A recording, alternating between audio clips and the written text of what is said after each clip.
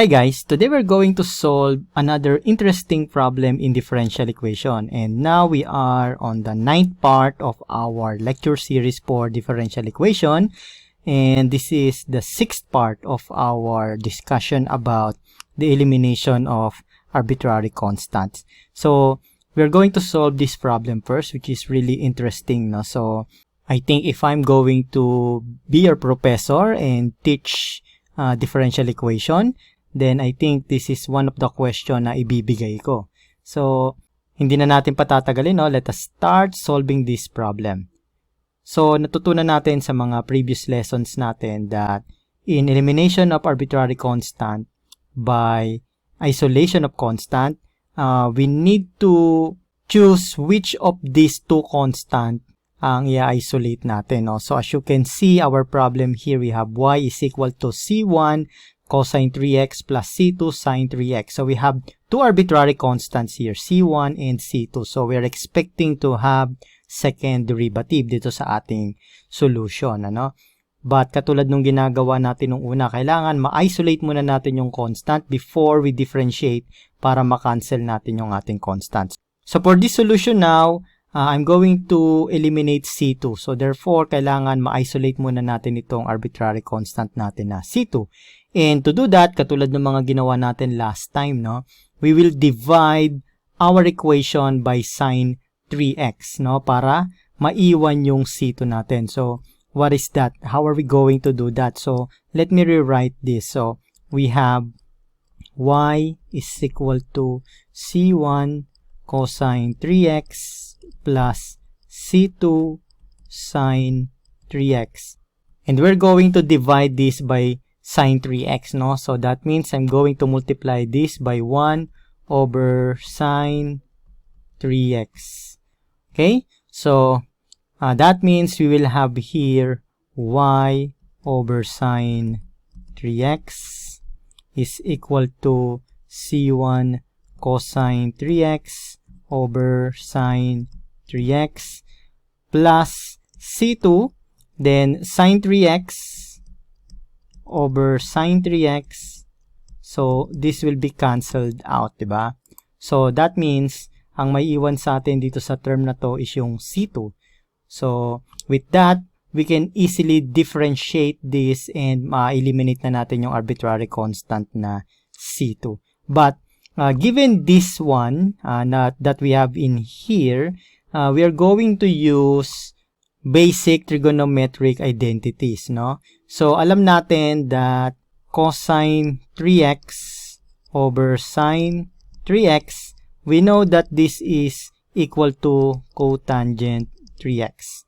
At the same time, we know that 1 over sine 3x is equal to cosecant 3x. So, we're just going to substitute that dito sa ating nakuha, no? After multiplying our equation by 1 over sine 3x. So in here we have 1 over sine 3x. So using this identity, we can use cosecant 3x in here. So we have cosecant 3x times y is equal to c1 cosine 3x over sine 3x, which is cotangent 3x, then plus c2. Okay?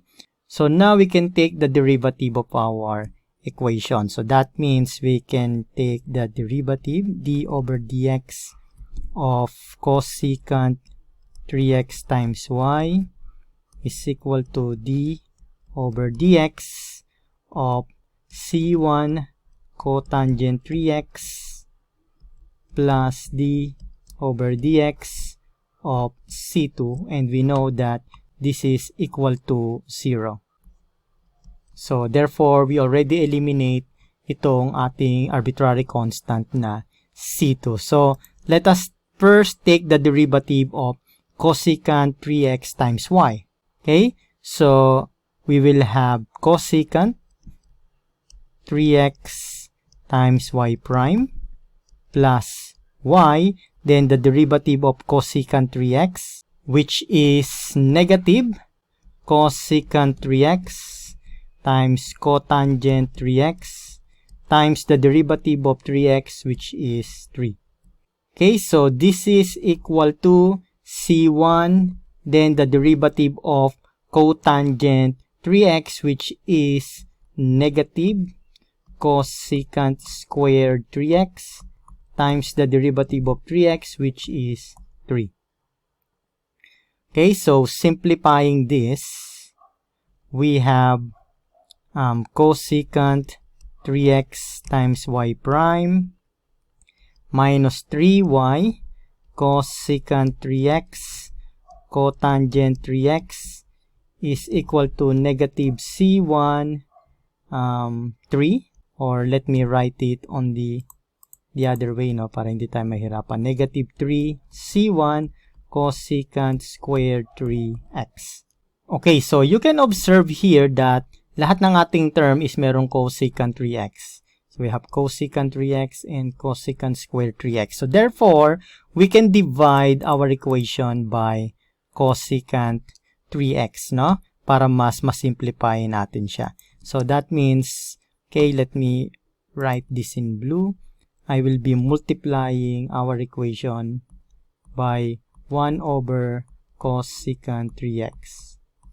Okay, so doing that, cosecant 3x will be cancelled out here. So I will have y prime minus 3y cotangent 3x is equal to negative 3 C1 cosecant 3x. Okay? So, ito yung may iwan after I divide lahat ng term natin by cosecant 3x.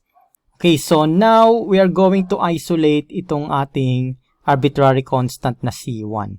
And to do that, kailangan maalis natin yung mga part dito sa ating term na merong variable na x. So in here, you can see that we can isolate negative 3c1, which is a constant, by dividing it by cosecant 3x, diba? So that means I'm going to multiply this to 1 over cosecant 3x. So now, okay, so that means I'm going to multiply this to all of the terms. So I will have y prime, okay, over cosecant 3x, okay, minus 3y cotangent 3x over cosecant 3x is equal to negative 3c1 cosecant 3x over cosecant 3x. So in here, as you can see, this will be cancelled out. So na-isolate na natin yung ating arbitrary constant na C1. So we have negative 3C1 here. So kapag tinik natin yung derivative niyan, this will be equal to 0. No? But let us first check what will happen dito sa ating equation. Let us try to simplify this. So earlier, ginamit natin itong ating trigonometric identity. 1 over sine 3x is equal to cosecant 3x. So that means 1 over cosecant 3x is equal to sine 3x, diba? So that means I can substitute this 1 over cosecant 3x here with sine 3x. So therefore, I will have sine 3x y prime, okay, times y prime. Then minus, I have 3y cotangent 3x over cosecant 3x. So the same, no, I'm going to change itong 1 over cosecant 3x into sine 3x. So I have 3y.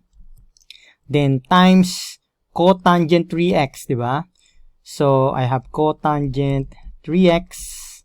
Then 1 over cosecant 3x is equal to sine 3x. So I have sine 3x here, which is equal to negative 3c1.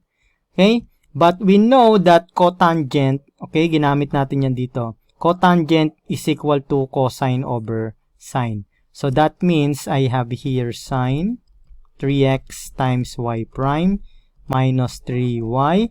Then substitute natin yung cotangent 3x, which is cosine 3x over sine 3x times sine 3x is equal to negative 3c1. Then as you can see, we will cancel this sine 3x here. Okay, so ang may iwan na lang sa atin dito is sine 3x times y prime minus 3y cosine 3x is equal to negative 3c1. Okay? So now, na-simplify na natin and naka-isolate na rin yung ating arbitrary constant. Now, we can take the derivative of our equation. So that means I can take the derivative of sine 3x times y prime minus the derivative of 3y cosine 3x, and this is equal to the derivative of negative 3c1, and this is a constant, so therefore this is equal to 0. Alright, so kunin na natin ngayon yung derivative natin. So what is the derivative of sine 3x times y prime? So I have sine 3x times y2 prime plus y prime times the derivative of sine 3x, which is cosine 3x times the derivative of 3x, which is 3. Then minus, I'm going to take the derivative of 3y cosine 3x. So I have 3 cosine 3x y prime plus 3y, okay, 3y times the derivative of cosine 3x, which is negative sine 3x times the derivative of 3x, which is 3. Okay? This is equal to 0. Okay?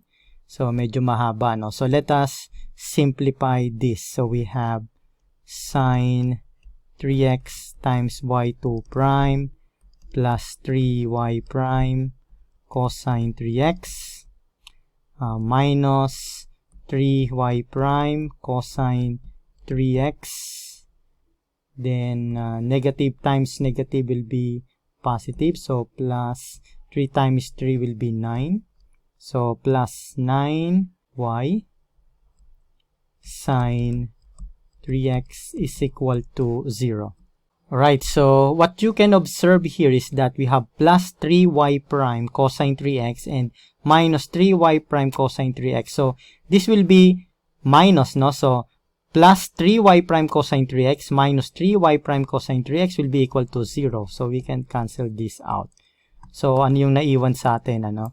So, now, naiwan sa atin is sine 3x times y2 prime plus 9y sine 3x is equal to 0. So, let us try to simplify this by multiplying this by 1 over sine 3x because lahat ng term natin dito is may sine 3x, no? So, that means I will have sine 3x times y2 prime over sine 3x plus 9y sine 3x over sine 3x is equal to 0. So, this will be cancelled out. Sine 3x and sine 3x. So, therefore, ang maiwan sa atin dito is y2 prime plus 9y is equal to 0. So, this is our final answer for this problem. Ang ganda niya, no? So, it is really challenging, no? Para sa first part ng differential equation, no? In elimination of arbitrary constant. Okay, so let us try to solve another problem. So, in here we have y is equal to x plus c times e to the negative x. So, we only have one arbitrary constant here. So, we expect only first derivative, no? So, simplify muna natin. We can multiply our equation by e to the x para ma-isolate natin itong ating condition here. So it can be y is equal to x plus c e to the negative x times e to the x. Okay? So we have here y e to the x is equal to x plus c, then e to the negative x times e to the x, which is equal to 1.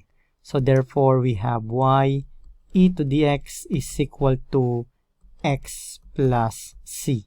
Okay, so now let us take the derivative of this. So we have d over dx times y e to the x is equal to d over dx of x plus d over dx of c. Okay, so we know that the derivative of a constant is equal to 0. So let us now take the derivative of this. So we have e to the x y prime plus y, and the derivative of e to the x, which is e to the x, is equal to the derivative of x, which is 1. Okay, so to simplify this, we are going to multiply our equation by e to the negative x. Okay, so that means we will have e to the x y prime times e to the negative x plus y e to the x times e to the negative x is equal to e to the negative x.